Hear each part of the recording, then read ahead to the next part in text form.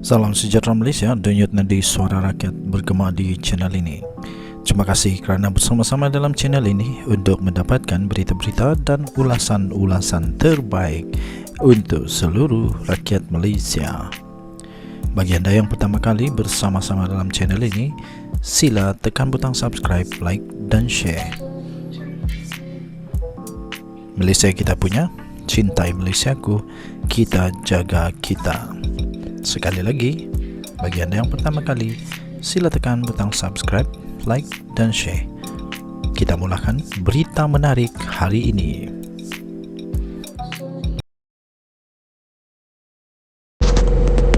Salam sejahtera Malaysia, berita terkini daripada harapandaily.com.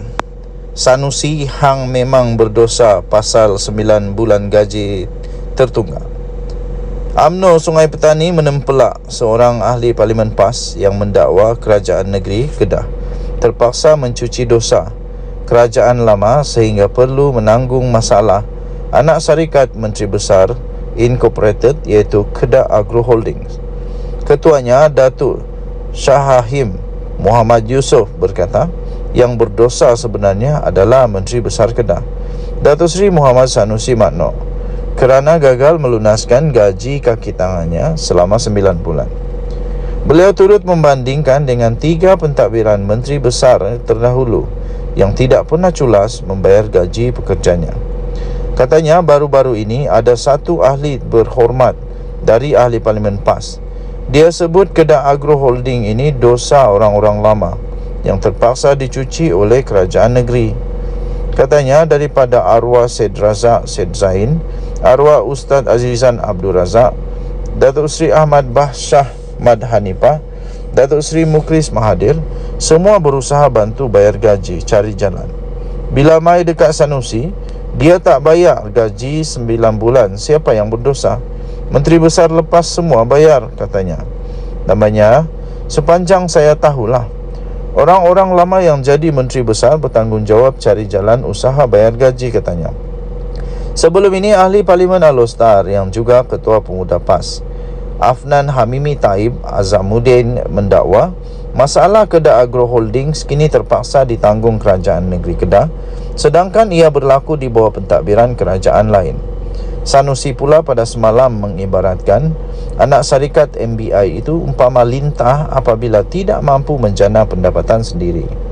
Katanya tujuan tubuh GLC untuk berniaga, dapat projek kerajaan, untung pulang balik pada kerajaan.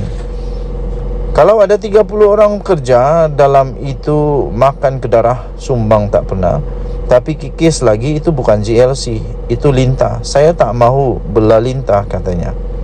Mengulas lanjut, Shahahim berkata Sanusi telah mengabaikan kebajikan pekerjanya apabila membeli kereta rasmi baru bernilai lebih RM400,000 susulan tular foto kereta jenama Hyundai Palisade. Tambahnya, Sanusi hang memang berdosa pasal gaji tunggakan bukan 2-3 bulan tapi 9 bulan. Tup-tap dia beli kereta pula dah RM400,000, tunggakan 9 bulan ini adalah RM560,000. Dia pi beli kereta RM400,000. Di mana keprihatinan, kasih sayang seorang pemimpin kepada 24 kaki tangan Kedah Agro Holding? Soalnya lagi. Berita ini daripada harapandaily.com 25 Mac 2024 bertajuk Sanusi hang memang berdosa pasal 9 bulan gaji tertunggak. Denyut nadi suara rakyat bergema di channel ini. Jangan lupa tekan butang subscribe, like dan share. Bye-bye.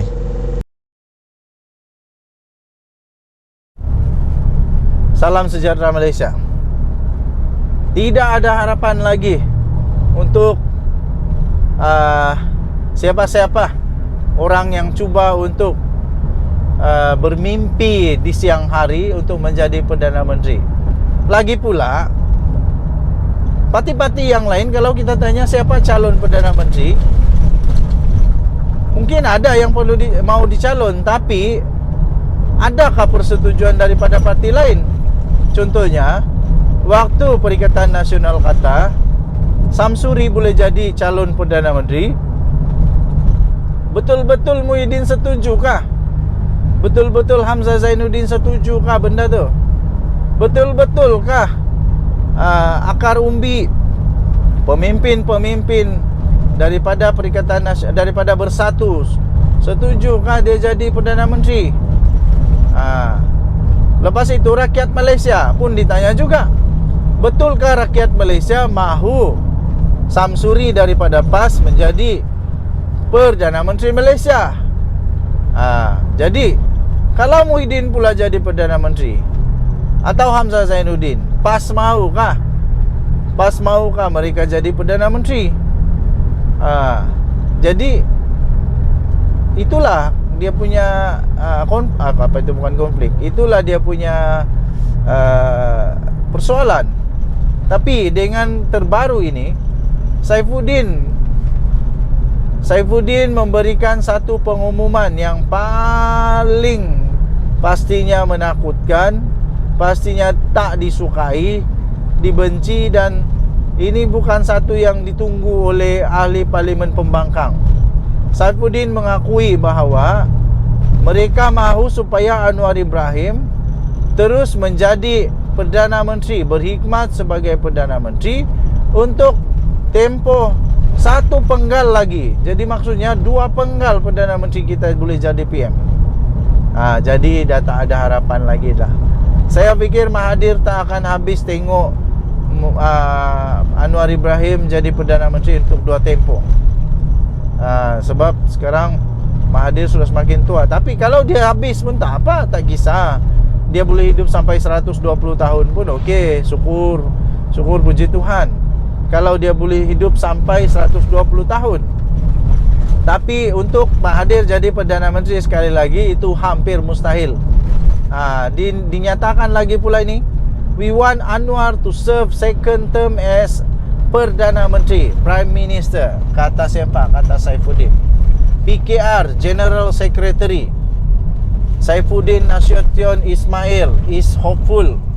Beliau sangat berharap, is hopeful that Anwar Ibrahim will serve a second term as Prime Minister.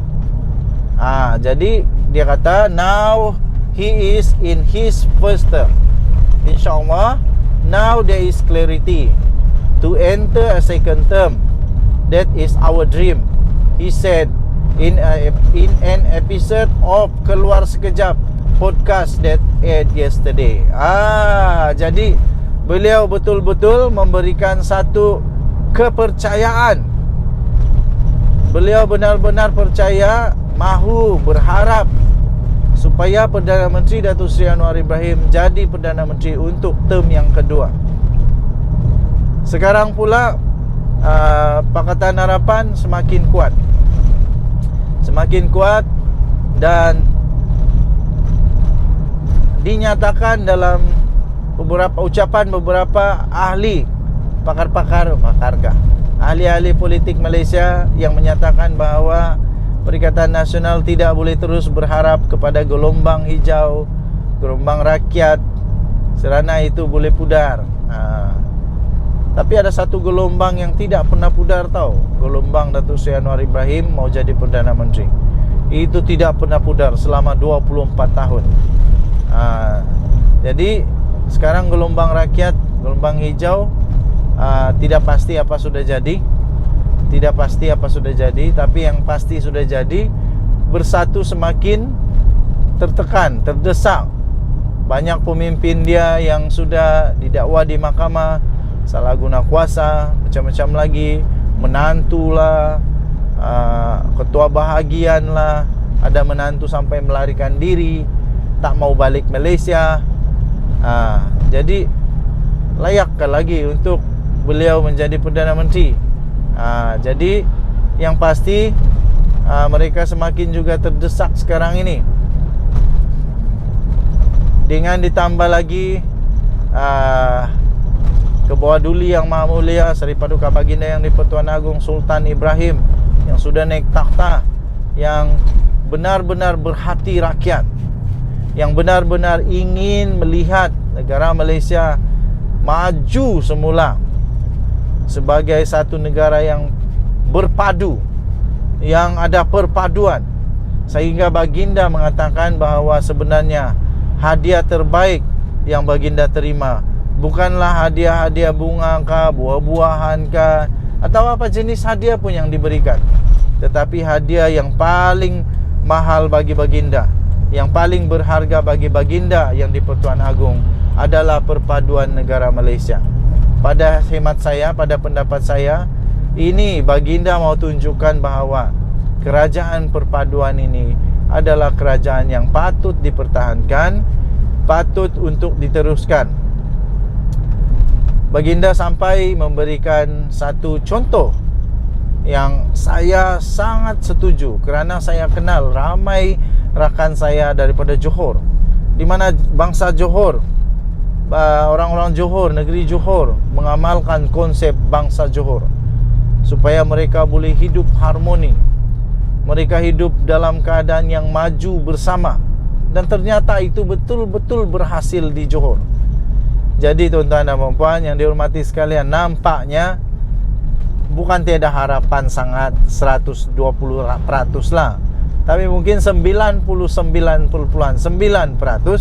tidak ada harapan lagi untuk bermimpi-mimpi untuk menebuk atapkah, menunggu atap runtuhkah.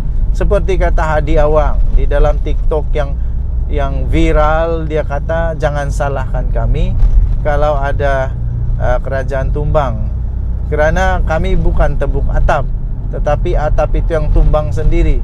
Saya fikir atap tidak akan tumbang. Itu hanya mimpi-mimpi si Hadi Awang ini saja, tidak akan tumbang lah. Jadi tahniah diucapkan kepada kerajaan perpaduan, kerajaan Madani ini yang terbaik dalam sejarah, yang mencipta sejarah Malaysia. Buat kali pertamanya ada kerajaan perpaduan, dan hasil daripada kerajaan perpaduan, negara Malaysia semakin bersatu padu. Ini baru tahun kedua Datuk Seri Anwar Ibrahim jadi Perdana Menteri. Lihatlah perubahan yang terjadi, negara Malaysia semakin bersatu padu. Kita mendoakan negara Malaysia semakin maju. Digarhayu tuanku Duli Yang Maha Mulia Seri Paduka Baginda yang di-Pertuan Agong serta seluruh raja-raja Melayu. Kita doakan semoga pemerintahan baginda semakin makmur. Denyut nadi Suara Rakyat bergema di channel ini. Jangan lupa tekan butang subscribe, like dan share. Malaysia kita punya, cintai Malaysia aku, kita jaga kita. Bye-bye.